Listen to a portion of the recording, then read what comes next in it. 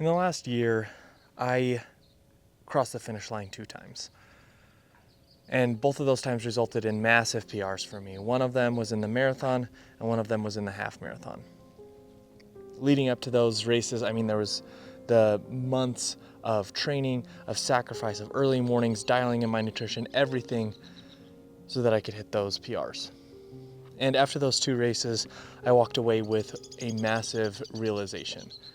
And that realization is that the finish line is a lie. For the marathon, I broke a record that I'd wanted to break for over a decade. It was a huge accomplishment for me. And when I crossed the finish line, I was absolutely elated. The joy was explosive at the finish line. And yet, after, maybe an hour or 2, after things had quieted down, the joy was completely gone. And what was left was the feeling of emptiness and even disappointment. And I could not understand why. Why was I feeling like this? The race went perfectly. Everything went even better than I had imagined. So why was I feeling like this? I should have felt accomplished. I should have felt satisfied that I had finally broken a PR that I had waited or that I had tried multiple times over the course of a decade to break, and I finally did it. But I didn't feel that way, and so I did what any logical runner would do. I signed up for another race. This time it was a half marathon, and I was going to break my record in the half marathon. But this time was different. This time I did the work, but it wasn't on the track. It was on myself. This time I sat in the silence. I removed all the distractions, and I decided to ask myself the hard questions. I decided to get to the root of why I did not feel satisfied when I broke my decade-long drought of no PR in the marathon.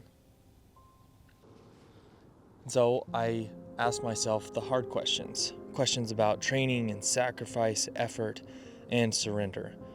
Why wasn't this enough? Why wasn't this PR enough? What was I really chasing? What did I think crossing that finish line would actually give me? How much of my ambition is actually mine? And what kind of void am I trying to fill with a finish line? And if I'm being honest, the answers that I got to those questions were not pretty. And I'm not going to share everything here, but it was obvious that I had some insecurities, that I did have a void.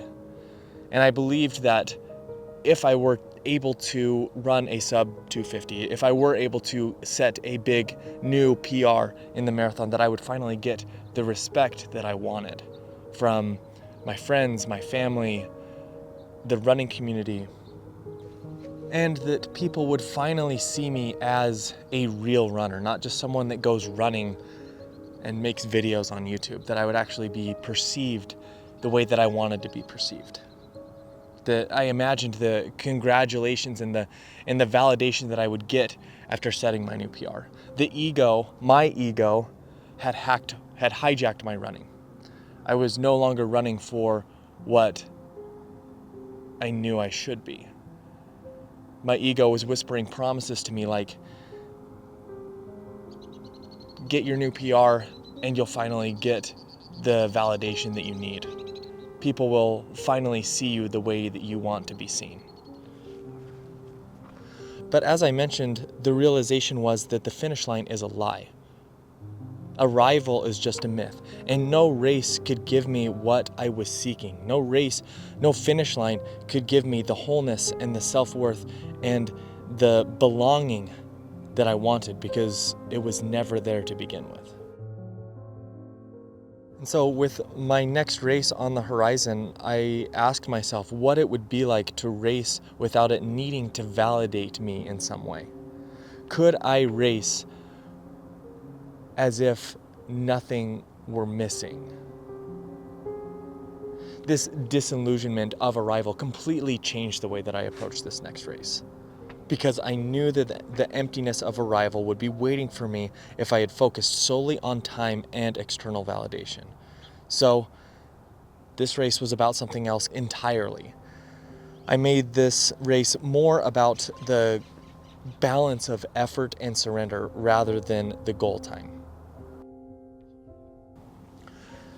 The culture that many of us live in perpetuates a simple equation: work hard, get the reward in order to feel whole.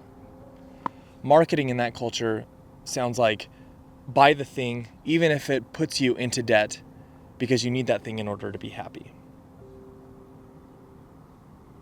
Sometimes it takes us a lifetime to realize that those formulas aren't real, that those formulas are actually using us and manipulating us. Because if we pay attention, we'll realize that when we achieve something, when we get to that goal, the goalpost shifts.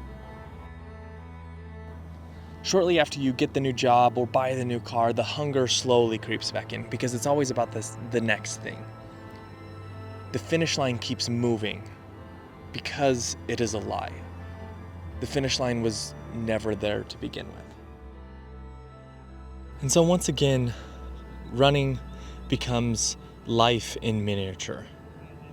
Running teaches me that the finish line is a lie and that arrival is a myth. Happiness is not a destination, and wholeness is not somewhere where you can arrive. It's not a destination. In English, we like to add ness, N-E-S-S, at the end of an adjective to try and turn it into a noun. We try and take something that is temporary and fluid and turn it into something static, something that we can possess or somewhere we can arrive. But what if we stopped trying to capture these states and instead realized that happiness is a process, that wholeness is a way of living and not a destination? And this is where running taught me how to do this. This is where running taught me the ancient concept of Wu Wei, which is effortless action, that space of effort and surrender, the art of chasing something while remaining completely unattached from the outcome. The practice of finding satisfaction in the pursuit itself, and not in some imagined moment of arrival that will never truly satisfy us. I don't know. I'm not an expert in any of this, and this is just my personal experience and me trying to make sense of the story of the last two races.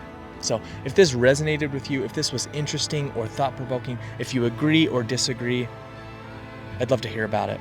And I hope you'll stick around, and I'll catch you in the next video.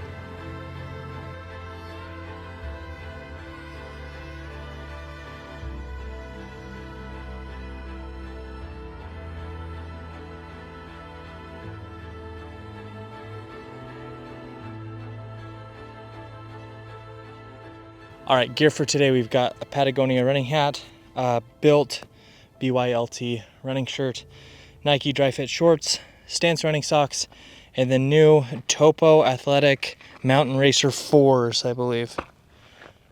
Yeah, 4. And I have a review coming out on these in the next couple weeks once I get about 100 miles in them. So anyways, if you have any questions on the gear, let me know.